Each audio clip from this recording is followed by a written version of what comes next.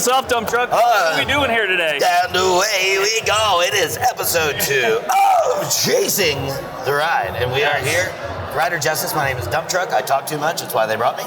And this is Mr. Scott O'Sullivan, attorney at law extraordinaire. And we are joined by some pretty rad women that live in this motorcycle world. This is my friend Julie Graff. And this is my partner and friend, of course, Sabine Lawless. Woo! Yeah! So this is cool. We've had a really good time doing this so far today at Colorado Motorcycle Expo. If you haven't been, show up. It happens every year, and we're here doing it. So we've got very different versions of motorcycle history. I've been in a big part of Sabine's history, not the first part though. You actually been on motorcycles before we started dating. And Ms. Graff grew up in it, and so did lots of the family. So I don't really know where we should start. Number one, let's start with Sabine. The newbie. Yeah, the newbie. Yeah. So what do you do right now in the motorcycle world? Right now, I work for Mr. Scott O'Sullivan and for Sawicki Speed, and I do most of their media and event production. I'm basically a moto roadie, gypsy wrangler. It's a bliker. Bliker. Yeah, totally. That's momager. That's a word that comes up pretty often too. Yeah.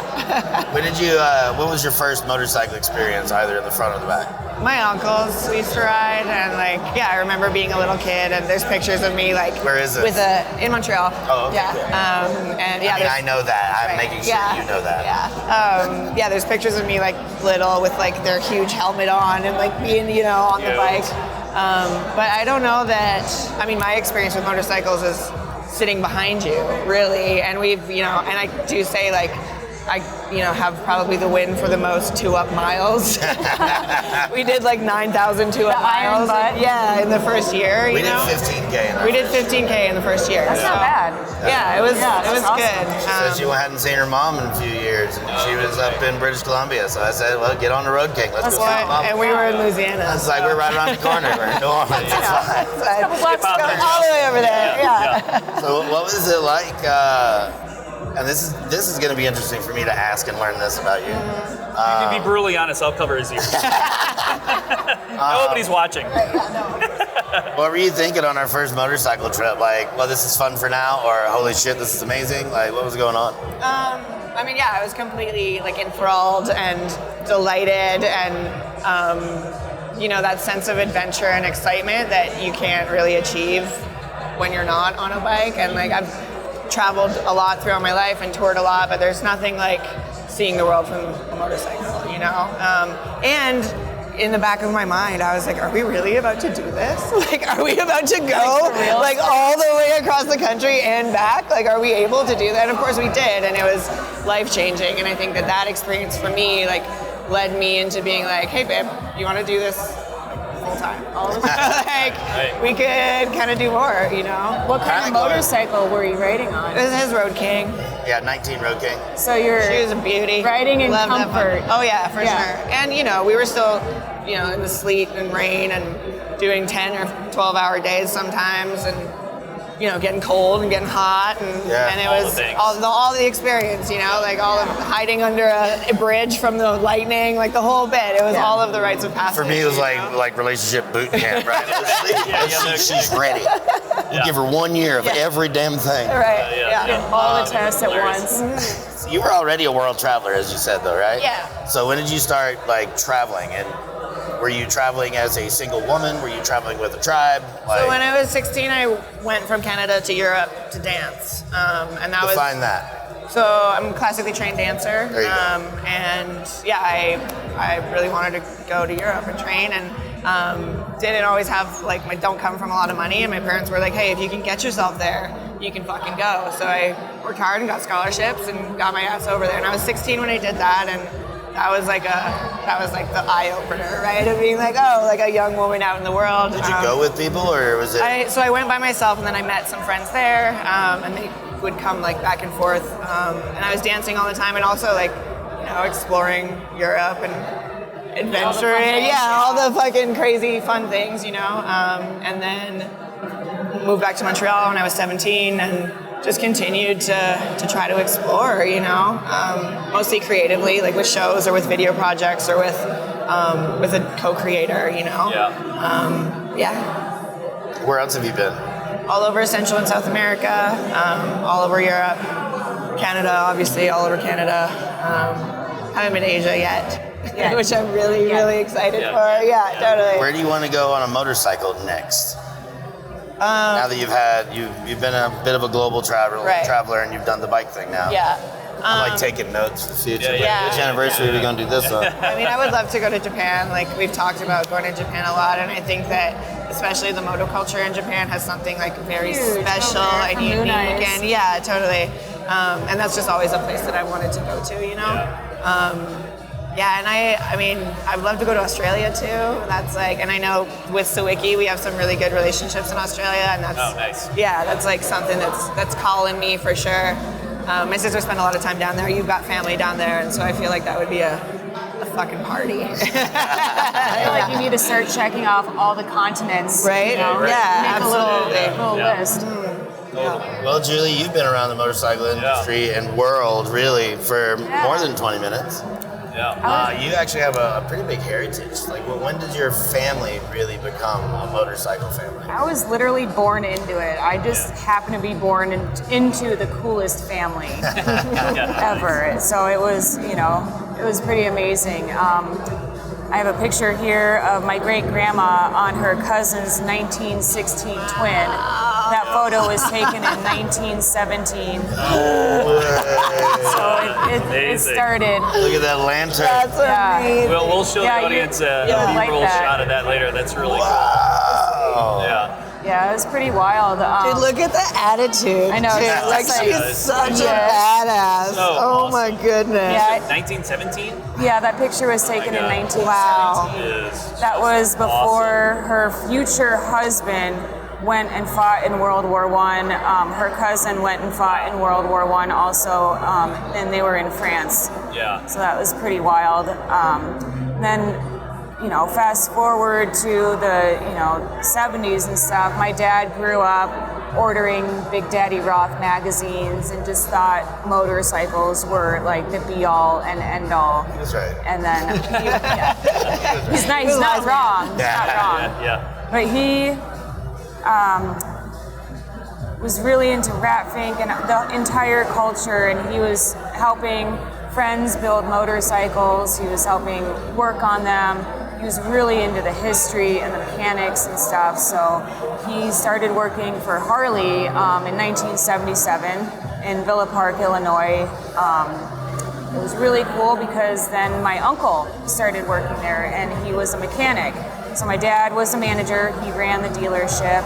Uncle Bob, awesome guy. He went to Milwaukee to learn, to be a Harley mechanic. Harley University. Harley University. It was really cool. So Dad ran the parts counter, managed the place. Uncle Bob worked on the bikes. My mom did a little bit of parts ordering here and there. They lived in the house behind the dealership in Villa Park. So my dad worked for the company, but he also got this house rent-free as a form of payment as well, too. So he'd wake up, roll out of bed, walk several feet and already be at work. So that was a really cool way of growing up. I still have almost every single t-shirt that they ever had at the dealership. Do you have a lot of memories of the dealership? Do you have dreams about it? Honestly, I've never been to that dealership. Oh, really? Wow. Never been to that one. No. Yeah. And Really? yeah, I've only seen pictures of it. It's in Villa Park. I don't even know if it's still there. Yeah. Fingers crossed that it would be cool that it would still be there. Yeah, Google that real quick. Yeah. So I've never been to that dealership. I had a lot of great memories of the people that worked in the dealership, later on. But I was born in 1985, and my parents moved out to Colorado from, Illinois in '85. So that was basically before my time a little bit, a little ways. Wildfire, Harley Davidson. Oh, They exist. they exist. We should go ride there. I know. Now I'm gonna Google it, see what pictures of it look like, and I have so many baby pictures of you in the lobby. I know, just like a little burrito, little log in there. It's awesome. Yeah, I grew up, my dad was a Chevy dealer, and so I grew up in the dealerships. And to this day, I still have dreams about them, especially the old original one we had that was named Scott Chevrolet. And Wait, yeah. were you It's like, named wait, after the that's not- dealership? Yeah, that's after me. And anyway, it's weird. Like vivid dreams that like forms, my brain. Yeah. Clearly, memories. And Yeah. I feel like especially in like that kind of, there's like a smell that's very tangible. Like the sounds are all very real. Like it's hypersensory, Yes. Yeah. Yep. Yeah. Yeah, fun story about the dealership, and I just heard about this yesterday. When Harley bought back from AMF, my dad was the one to get on the ladder and spray paint over the AMF. Yeah. So That's awesome. That's a moment of pride. that was a moment of pride at that time, and I don't know if there's any photographic evidence of this. If there is, please let me know. I'd like to see that. That would be great to have, but No, it's got to exist somewhere. somewhere. Yeah, everyone was aware of that moment. I know that would be really cool to have. He didn't get the ladder himself, I bet. Like, No. that ladder was gone. Yeah. That was a team effort. Yeah, that was fantastic. There was probably photographic evidence of it somewhere, and I just grew up riding, with my family. It was always a family thing. Right. Motorcycles are great, but for me, it was the family aspect of motorcycling that was just like the coolest thing ever. And so my mom rides. She had a '69 Sportster that she used to ride, still rides to this day. She used to ride me to preschool on the back of her Sportster, which I was like, this is the coolest thing ever. My I first, remember there was a kid that used to come to elementary school on her dad's bike, and I was just like, Let's be friends, all the please. kids in the minivans are like, why can't you be like that, Mom? I know. You're so lame. My daughter got picked up in the sidecar from her first day of school this year, and all the kids were like, God, that's awesome. whoa, And you that's know, like so she's cool. never gonna have any problem. Oh, Yeah, no. She just made all of the friends without meeting them. I mean, her name is Harley, so Just saying. I feel like it does run in the bloodline. Yeah, my first year up in Sturgis was either 94 or 95. I'm gonna have to look back at photographs for that also, and I So you're remember, 10-ish. as a kid, it was awesome. I was like, Do you remember what it was like then? My Yeah. first time going was like 09. So it was wild. It was Yeah. wild. There was titties out. I saw an old man. So it's the same. Yeah. It's the same, only you can actually, back then you could actually see the whole kit and caboodle and not get No arrested electrical tape for necessary. indecent exposure. I remember Wasn't any seeing... pasties involved at all. No, pasties were just for fun. later invention. Yeah. It was pasties and fishnets and bedazzlements, and I remember seeing this older couple ride by at the campground, both of them completely naked. And I was like, oh man, this is the coolest place ever. It was wild. I just so many great memories of camping and being with my family and all these different motorcycles. And in the 90s, the big craze was these big garish molded motorcycles with like dragon's heads and, a buffalo head, and then the rider would have like buffalo horns. Yeah. And it was very like look at me motorcycles. So it was definitely like, we had our cameras were like cha-ching, cha-ching, cha-ching. Yeah. I should have brought some of those photos, but that was wild. And so When's the last time you've been to Sturgis?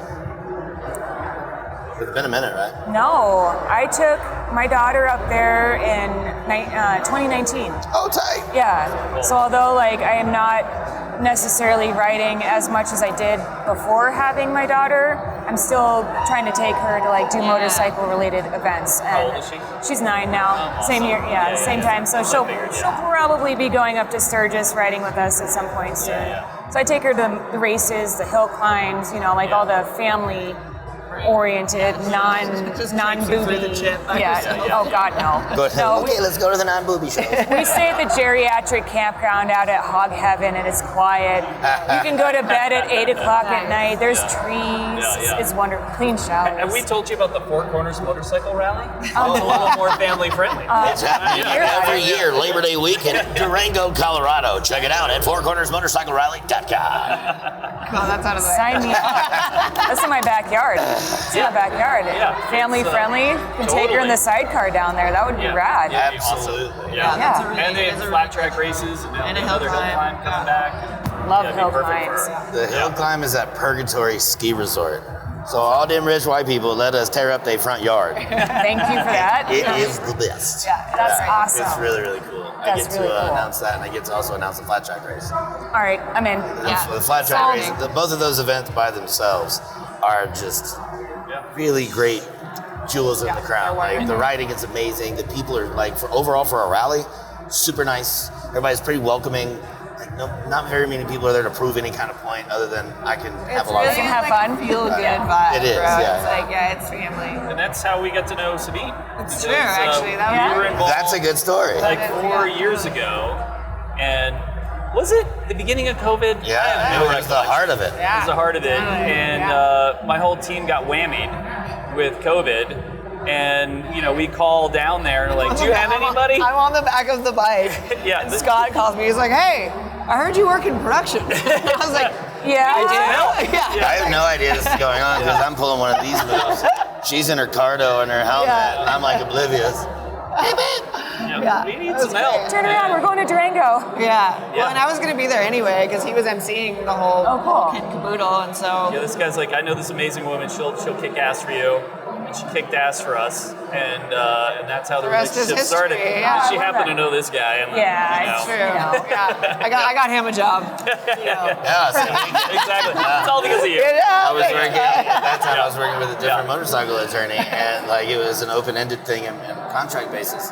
They had just finished having a great working experience, and I guess got to hear me on the microphone for the first time too. Yep. And it was like, hey, so tell me about your relationship with the current sponsor that you have. And I was like, well, it's actually open. Tell me what you're thinking. Yes. And I mean, really, a lot of it had to do with like the area of the country that you focus on. Yeah. Like, I live in North Carolina now. I spent a lot of time in Colorado and Tennessee. Like, all of those places are either right next to states that you really work with pretty hard, or in the middle of it. So it allows me to stay in my local community and still what I consider to be a major presenting sponsor. Yeah. It's hard to do both of those things, and it's not really necessary. I just like the way it feels. Yeah. It just feels good to me. You get more of that family shit, Yeah, that's right. which I really love. And then that year was awesome. Like, That was a great year. I mean, for me, it literally kind of took a little bit of a weight off my shoulders because I'm like, I don't want my babe to be bored while I'm Captain Microphone repeating myself, off and on for 10 hours a day. For 6 days straight, just pretty much, and then The beautiful thing, she though, just is had an opportunity to shine. in that industry. Like, there's so, like yourself, like we've never really met in person. She made me a beautiful piece. I know. I wear so much that I kind of busted it, but She broke the stone. Oh, She broke. Yeah, it's a fragile stone. But that being said, like being around you in this industry, it was like I was able to connect with so many beautiful, amazing people that was never hard, I never felt like I was like stuck there, yeah. And I want to know, like, what did it feel like being a little, how did that change your brain being a little kid, like in that environment? Like, how did that impact you? That was my normal. Yeah. That was my normal. I honestly thought that everyone had to do a ballet dance around motorcycles in their parents' garage. I really thought that was like everyone's normal. And then coming out of it, seeing like, oh, this is actually really special. This is really cool. Like, it made me hold it even more dear to my heart because I'm like, no, this is really cool, So I was really hyped at a really young age about it. 'Cause motorcycles are cool. The people are cool. The whole, I just love it. Love every facet about it. And now you're getting to like bring that into your daughter's life too, which is just so beautiful. Yeah, she loves motorcycles. Loves motorcycles. She have a favorite or anything yet? What? She have a favorite or anything yet? That one? All of them? The closest one? Yeah. That's awesome. Yeah, she really likes my husband's motorcycle right now because it is pink. Nice. Yeah, it's based off of an old paint job called Sparkling Burgundy, and she just thinks it's like the coolest thing ever. Barbie mobile. Yeah. Badass It is a Barbie mobile. Yeah. There's been, and I think this has been common for years, but now with the internet and all that, you just see what people are doing with their own time a lot more. Right here, this FXR that's behind us is built by a father and daughter couldn't be 6 years old. Totally. Yeah, that's That's awesome. And I know that through Sawicki, we were sponsoring a build that's the same, a father-daughter build, and she's 8, 9, Yeah. maybe. And like into bikes. Yeah, like she very much knows into it. them. She's like, yeah, totally. They both started the Cool. builds because it was a consistent expressed want. Yeah. Because I made her ask, didn't tell her that she had to ask for a full year, but I waited to make sure that this is really what you want to do. Like, building a motorcycle is not a small thing. You really want to do this because we're not going to quit until it's finished. it's a commitment. Very much so. And Time, it teaches money, all of those things. so right? many different things. And to see that's really cool. Did you have something like that when you were coming up? Was it around that much where you were like learning to wrench coming up at an age and all of that? We built our own motorcycles. Part of it, right? We worked on them, and so it was a normal thing to get everyone together in the garage and start working on a project. And I think it's really important. And I would like my daughter to eventually get into it. I'm like, we were talking about, I don't want it to be forced. If she wants to, do something different, if she wants to pick up golfing, or I don't care. I just want her to be happy. If she happens to get into motorcycles, that's really awesome. You're going to do everything in your power to make it so. Absolutely, absolutely. She hangs out with us in the garage. She's more than welcome to. She has her own toolbox. Perfect. So That's awesome. Right now it's full of a lot of stickers and a couple, random tools here and there. Those stickers add horsepower. No, they do. They really do. I'm telling you. They add drag, actually. Slows you down. Less stickers better. Yeah. She's into it, and she'll hang out, she'll listen to music with us, and she loves everything about it. She loves the culture, and I would definitely want to get her more involved in the mechanical part. That's really where that was my love. I'm always jealous of It people like started that. with my family and my dad just working on, it was an old mopedy kind of thing, so I learned how to work on that, and then tractors and ATVs and all of that kind of stuff, because invariably I was out in the woods somewhere and it would break down, and I got to get back. And so you figure it out. And most times I was able to figure it out. That's an incredibly empowering feeling as a young person too, dude. Like, you're not in control of a lot of things in your life as a young person, and if you can do that, that's I think. How do I get this thing started? Absolutely, man. Then I can go. Exactly. That's exactly right. That's your freedom. Yeah. Exactly. Absolutely. That's where my brain was going next. It's like, if you want to be free, capable is free, really. More than in my experience, the more capable you are, the more free you are. Because I love asking for help. It's awesome to be able to have your community come up and do things, but that's when you get to choose the scenario. When you don't, and you just have to get it done, I gotta get home somehow. Having that knowledge, it's a point of pride whenever you win, ta-da! I mean, you're on the ATV, chest out the whole time, probably almost wrecking, having a great time. Absolutely. And the people that don't do that, they're not free. You're stuck now. You're a prisoner of your own inability. And it takes not only the ability to learn, but peers that are willing to share and that have a teacher's patience. And if they can keep a young person inspired, all of the things come together that way. It's such a cool thing. It's not how I grew up. I've always just been in awe of that part of it. Generational knowledge like that. Well, I just think it's beautiful too that this picture you have is of a woman and that your daughter is learning bikes from you. It's that's also, of course, it's male dominated and so many people have me with my uncles, but to spread that through the female side, I think is really special. Yeah, it really is. I also didn't know any better because my dad taught me women can do anything that men can do. There was never any whoa, let's take a second. No, he was always very get in here, come on. This is the wrench. Yeah, here's the wrench, and that came from his mom being a nurse in France in World War II with that can-do attitude. You can do anything, He was very encouraging of my mom to get her on motorcycle and ride. And his friends who were women also rode, and so it wasn't. It was not a thing, man. It wasn't the boys' club when it came to my family. It was everyone together. That's awesome. I mean, on that subject, how have you seen the overall motorcycle community and its involvement and females' involvement in it change just in the last 10, 15 years? It's exploded. Right. I think it's amazing. Like my dad said, girls can do anything that boys can do, and that there shouldn't. We look better doing it. Not wrong. You just got to lift up the people around you, and you just help out when you can, and try to be a lending an ear to somebody who's having an issue, or you can't get something together mechanically. You can just call your friends and just motorcycling is for everyone. Yeah. It's for everyone. This is a little bit on my mind, and it's I just learned this through a text with my son, but I've raised my boys to be doers. Like if they see something, they go handle it, right? And I've raised them that way.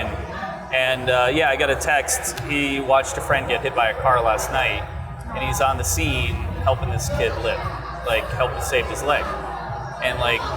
Fucking terrible. Right, but like, Scott, aren't you proud that that's so your proud fucking of him. kid, though, man? Yeah. So proud of him. This is my first yeah. text. I'm like, get help. Yeah. Like he's gonna need some emotional support. Oh, yeah. Right, yeah. He's like, no, I'm good. I'm like, You might think you are now. I'm proud of you. Right. Yeah, just left he's the junior in college. Is it junior now? Yeah, it's Man. crazy. At times. Times But of yeah, living. but learning that independence and support, and actually stepping up when something happens. Yeah. And not waiting for somebody else to do it. Yeah. Yeah. Yeah, I mean, maybe call I Yeah. joke all the time that like the only time I see him running, I'll be like, baby, what's happening? He's like, Yeah. I gotta go help. That's like Yeah. always what he Do the says, dude. rescue. Yeah, totally. Yeah. It's true. I'd stop the truck, pull the bike over, Yeah. take the helmet off, and go push that car out of the intersection. Right. That's Whatever that exactly. is. That's Yeah. exactly right.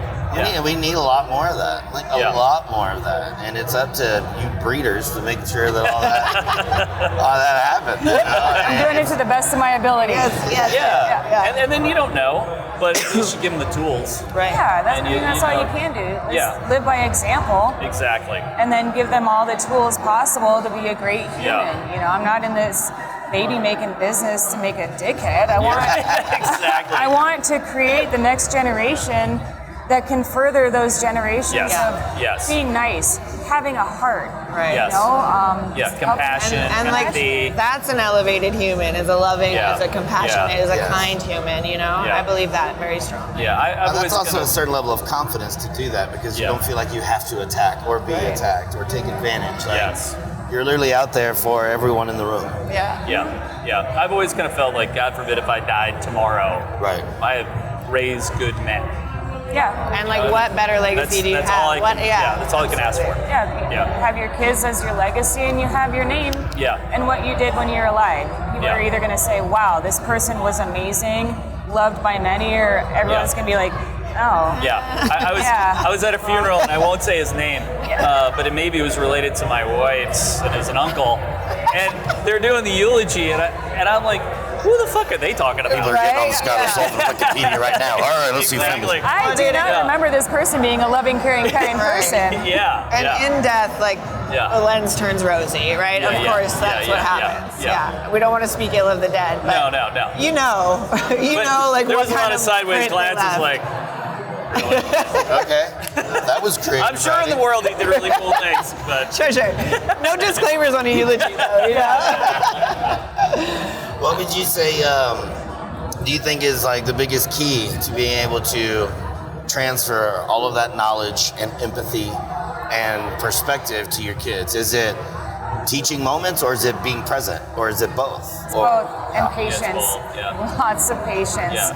Yeah, Lots and possible. lots of patience. Yeah. Because, I mean, you can look at your kid and be like, oh my God, I love you so much. And then, like, literally 5 seconds later, you're like, stop touching me. I am touched out for the day. Yeah. So, you know, you have to be present with your kids. Like, my kid doesn't have an iPad, she doesn't have a phone. Yeah, it's That's, awesome. that's She has very limited access yeah. to a television. Totally Like, agree. oh my goodness. My household is like, it's like 1975. You Yeah, can go that's outside and play, you can draw, you can do whatever you want. You want to listen to music? Cool. You want to do a craft project? Yeah. Let's do that. But you're not just going to be like this, Yeah. and you're As not long going as to you be. possibly can. Yeah. And she's totally fine with it. Yeah. And I love I that. mean, I'm sure her quality of life, though, is also good. Like, huge. yeah. Is Why would she you? aware that how the other side lives? Does she know that Yeah. there's kids with iPhones? Because Fully this one aware. right here didn't know what a cookie was until public school because her mama didn't let her know how the other side. I thought a lives. granola, like oats with honey, that was like a cookie. Yeah. And then I had an Oreo when I was 10, and I was like, oh my God. What have you people done? Right? Yeah, totally. Who am I? Yeah. Yeah, she knows how the other side lives, and I'm not trying to knock that side. It's just not for Right. me and my family. No, Yeah. and those are choices, right? And what's funny is the kid that I was just talking about, he talks about it with his friends. They, the iPads and the iPhones and all that stuff was started in '08 and later, so they feel like they didn't get touched by that because it didn't exist. Right. And they feel like they're the last generation that could ever be that way. Right. And they legitimately talk about when they have kids what they're going to do, and it's going to involve a lot less tech. And it's really interesting. We'll see if they do it. Right. Before smartphones and after smartphones is like a legitimate line in the humanities. Before and after dial tones. You know? Like, Yes. Yeah. like if you've never had a pager, there's so much we can't talk about. You'll think I'm writing a fiction novel. I wasn't even cool enough to have a pager. I was never cool, and I didn't know Smaller the pager, the cooler it was. Yeah. My first cell phone weighed like 15 pounds. Yeah. You know? Yeah. So my dad was a Chevy dealer, and Motorola came out with their phones, and like they sold them out of the dealership, and it was like $4,000 a minute. Oh, yeah. Or whatever it was. You know, it was just like The Zach Morris bricks. It was one of those big bricks, and it it was just hilarious. They're like, who would use this? This is stupid. It's just a show-off move. Yeah, back then it was a total show-off. It's like piggyback shocks. You're Yeah, not even going to use those. You just spend money on them. I'm going to do a totally awkward transition. Speaking of tech, when's the last time you read a magazine? What did you bring with you? Because I don't know what's going on there. That was actually how I pretty did good. that? That was good. I still read magazines. I am that person. Yeah, I love I that. still read books, still Same. read magazines, but Yeah. I brought some Harley Women magazines. So this gal named Jo Giovannoni, she worked at the dealership with my dad. She started Harley Women magazine with another gal named Chris Summer Simmons, another amazing woman. Yeah, great woman. Jo Giovannoni has since passed, but this is one of her legacies, is Harley Women magazine. This one right here is the magazine that I wrote an article in for very cool. 1996, and if you guys want to look through that right now or at a later date, but yeah, it's cute. I'm published, guys. Were you like 10? I was 11. Yeah. That's amazing. I'm glad you brought that back to perspective. Right? Yeah, totally. The timeline did this go down. Yeah. I know. My dad used to write tech tips for Harley Women magazine. I think I might have saved the page. Careful. Yeah, I know. I know. I know. I feel like The archives. Yeah, so this was my article Oh my God. from the Ladies' Day run. That's The Ladies' awesome. Day run, we used to go up to Fairplay, Colorado, and Oh, it was yeah. all about, I used to deliver beer there. Yeah. Budweiser. I kind of sponsored that when it kind of tried to revive itself years ago. Yeah. Wow. Sponsored it for a number of years. Yeah. man, small world after all. It's a So small world. Yeah. that was, we went to some of the first years of it.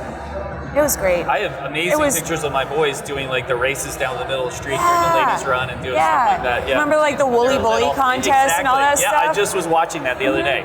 Yeah. And you end this 11-year-old ends this article with the words, "My next run, Sturgis." But that's another story. Wink. Yeah. I know. Teaser. Leave them wanting more. Yeah. Gotcha. Reel them in. This one is awesome. So this one, my parents have a big spread in here. My mom, who used to ride, still rides. Yeah, That's awesome. Yeah, Bad Mama G on her 69 Sportster.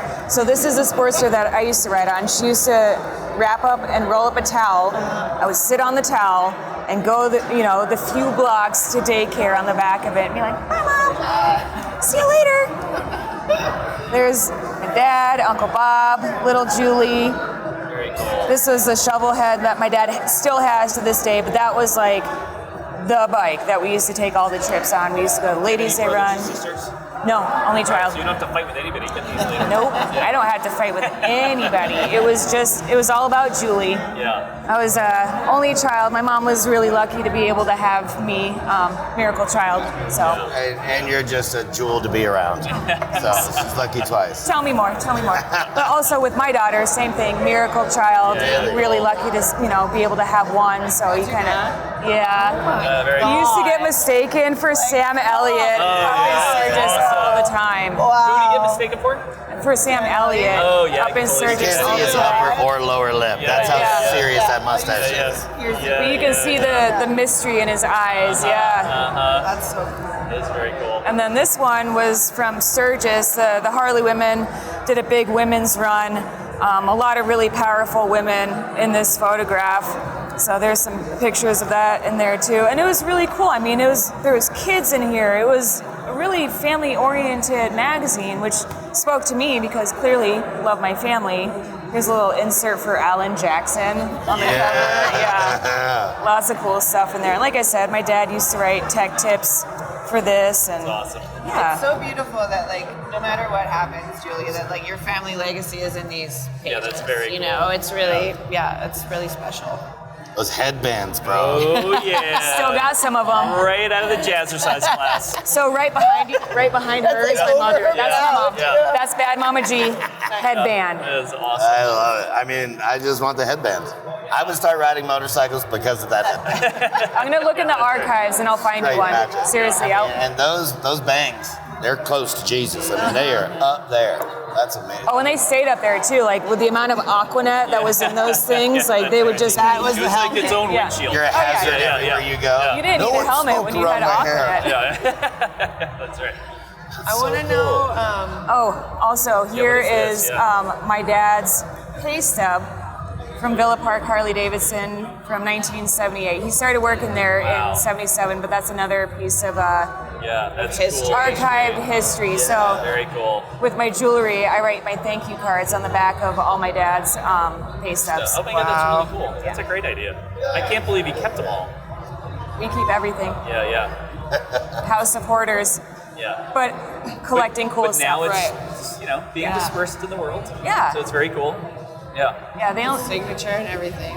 curated. Yeah. What's going? Sorry. Now we're like it's like show and tell right now. Yeah. Yeah. But so, looks like you're also interested in antique motorcycles based on the history. So tell us a little bit more about that. Yeah, the newest motorcycle we had growing up was my dad's '73 Shovelhead. That was the newest one. Yeah. Sounds like a good way to live. Like anything newer than that was like, oh no. no. Jetsons? You want a motorcycle that runs all the time and doesn't break down? What? No. Go on. Who are you? Yeah. So my dad was into the Antique Motorcycle Club of America, which is called the AMCA for short, so we'll just call it AMCA from That now is on. easier. Yeah, totally easier, not a mouthful.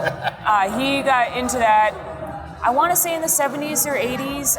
I'd have to check with him on that, but it was a really great way of networking, finding parts, finding knowledge, all that kind of stuff, and it still is to this day.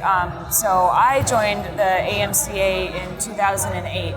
I just moved back from Washington, where I was living.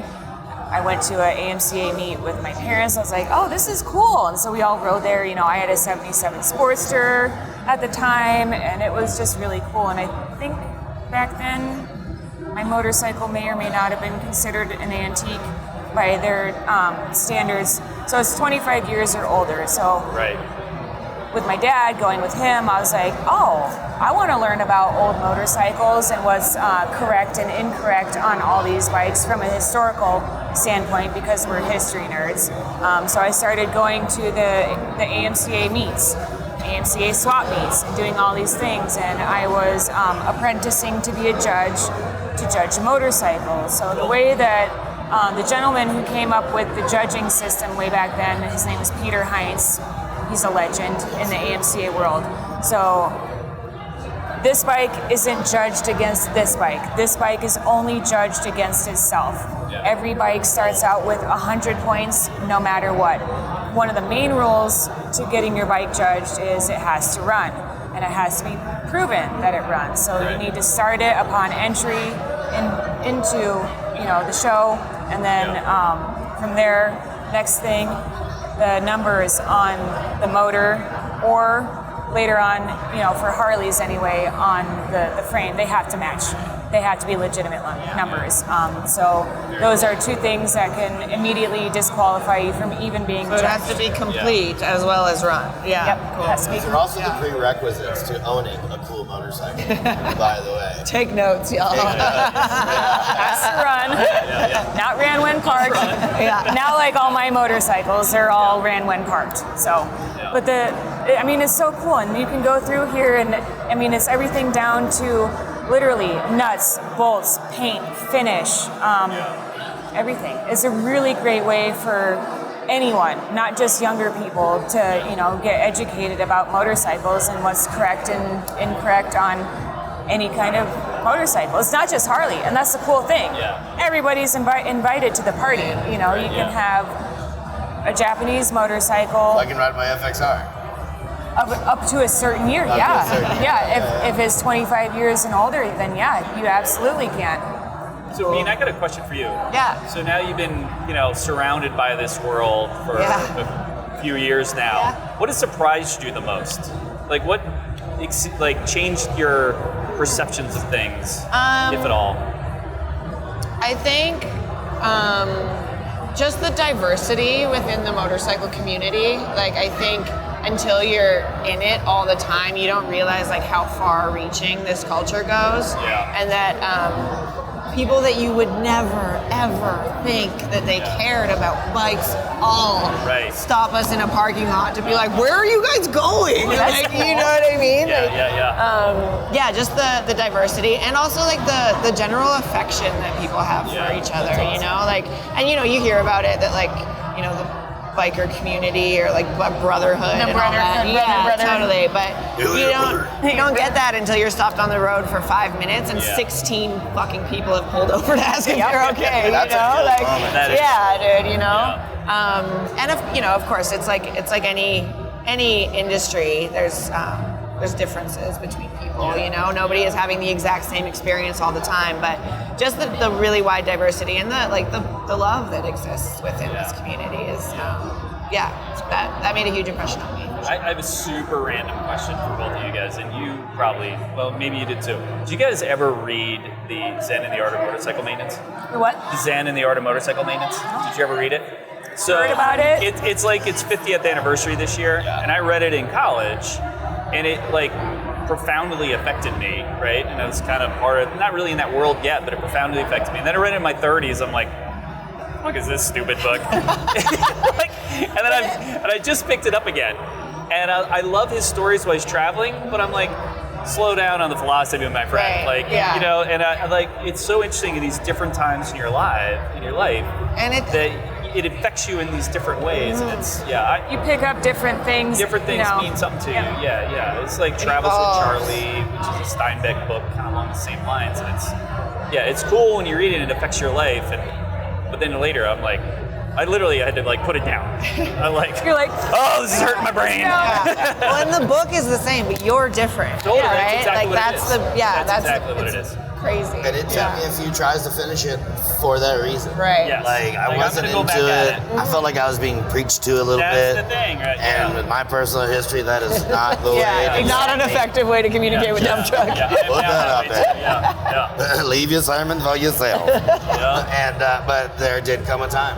And I even started a little book club and had people in a Facebook group and we're reading it together, and I actually got a lot out of it. Yeah. So it's the importance of revisiting stuff because people can change. Yeah, that's right. So what you're saying is I need to pick it up. Read it. Yeah, you're in a great spot. It's worthwhile. And it's got kind of that that's exactly right. Especially with all your history. And you can call it bullshit.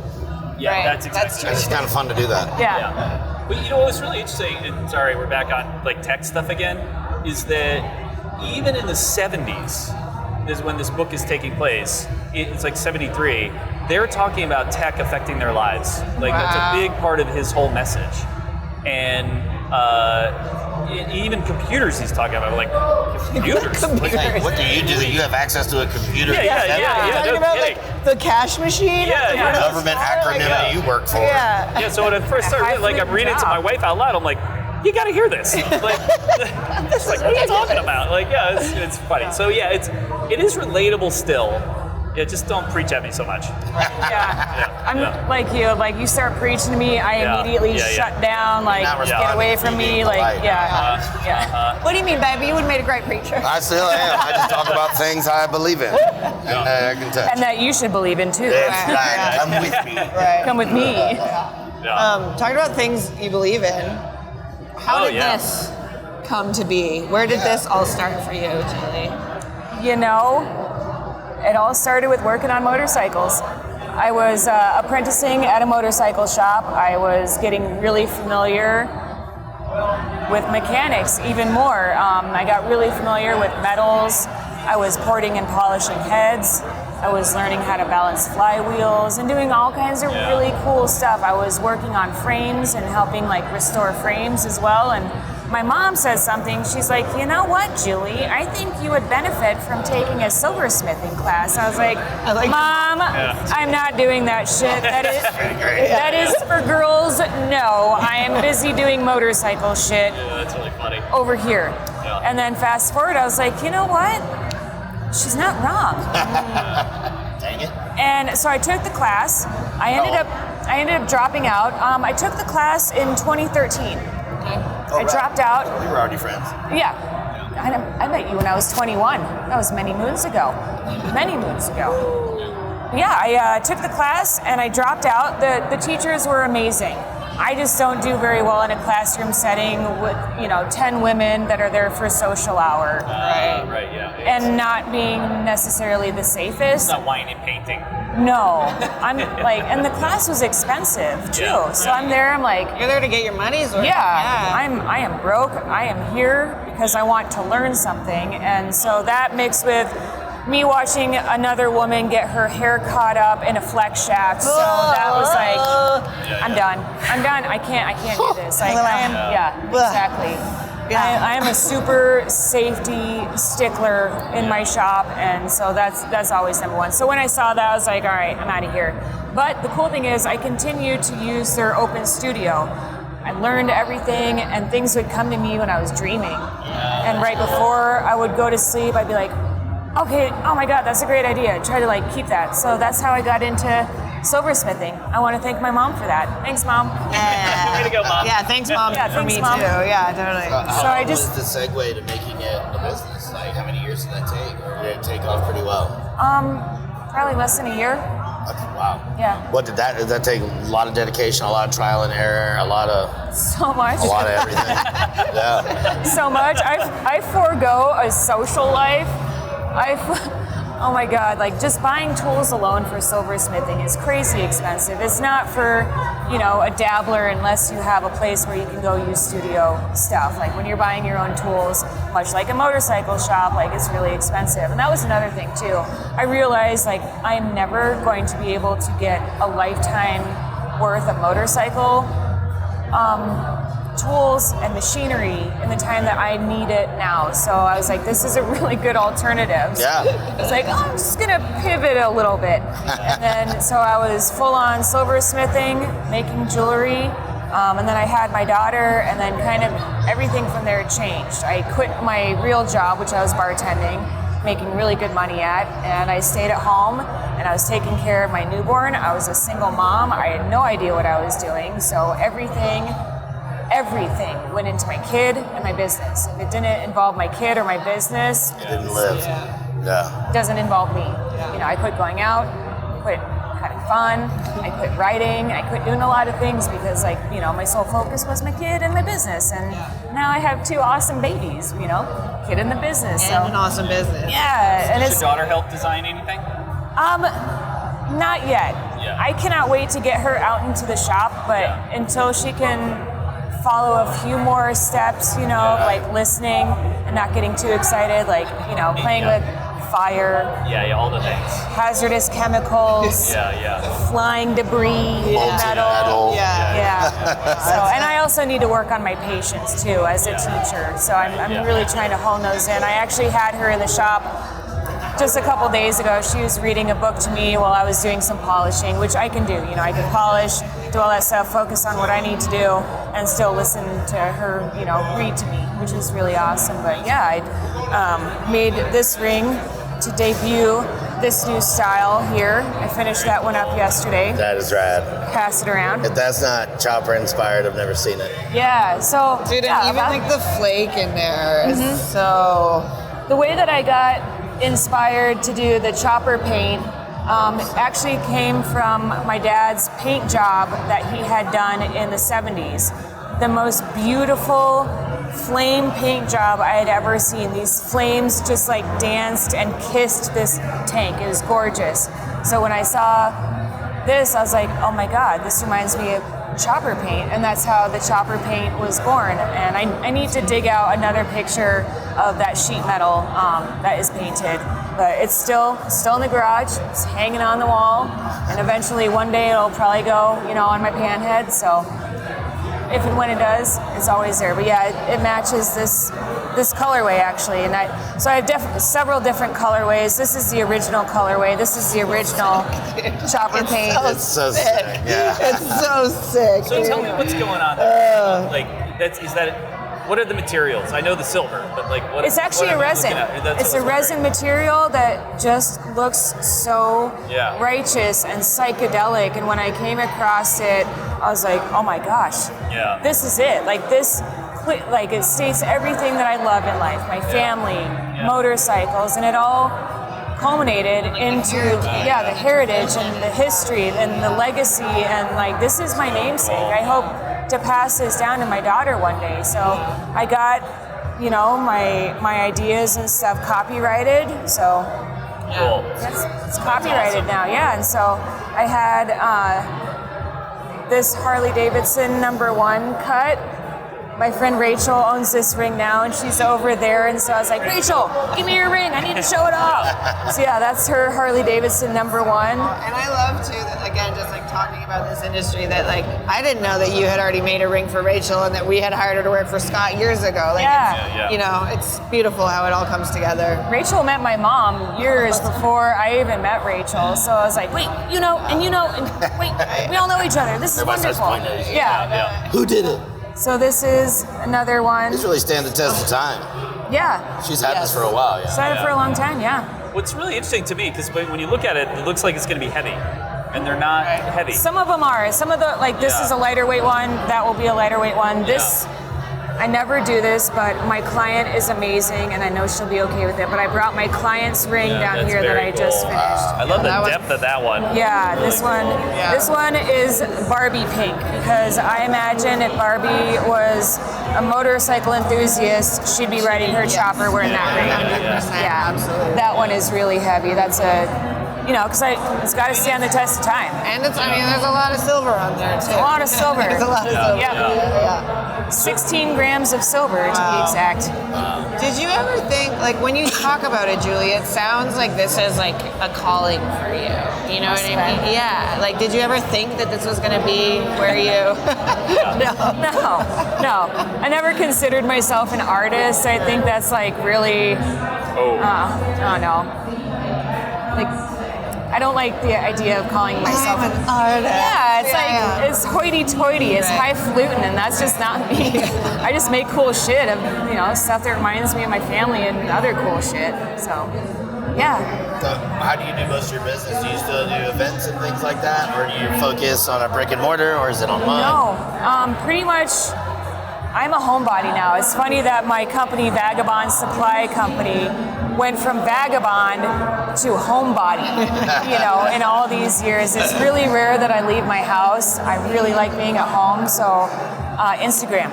I sell my stuff through Instagram. I do. So lucky. Yeah, it's great. I can walk out, take a picture of something, I'm smoking a cigarette, I'll take a picture of it, and it'll be sold. Wow. And then custom orders have been really great these past couple years. Everyone's like, oh, I like that, but it's in the wrong size. So now I'm like, oh, I can make that for you in whatever size you'd like now. So it's really great. I love doing events. I love seeing people. It's just, I go through ebbs and flows of wanting to be out in public and then wanting to be at home. Yeah. Well, it's a lot. Sabine and I lived the Festival of Life last year. We went to 33 plus events, And the year before it was the same deal. Yeah, it was the exact same thing. Yeah. This year we're only going to 13 events. Which 15. Is it's already grown. Cutting it down. Wait, what about Oregon? Are we still negotiating on Oregon? 16. Oh my God. Not it.